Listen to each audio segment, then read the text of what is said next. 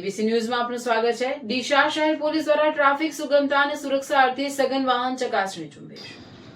ડીસા શહેરમાં ટ્રાફિક નિયમોનું ચુસ્તપૂર્વક પાલન થાય અને માર્ગ અકસ્માતોના પ્રમાણમાં ઘટાડો લાવી શકાય તેવા સ્પષ્ટ ઉદ્દેશ્ય સાથે ડીસા શહેર પોલીસ દ્વારા એક વિશેષ વાહન ચકાસણી ઝુંબેશ શરૂ કરવામાં આવી છે।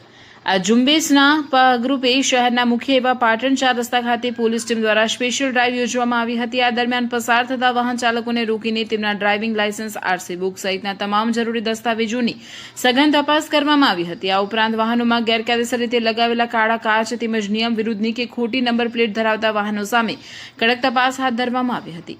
પોલીસની અચાનક અને સઘન કાર્યવાહીને પગલે ટ્રાફિક નિયમોનું ઉલ્લંઘન કરનારા વાહન ચાલકોમાં ફાડ પડી હતી।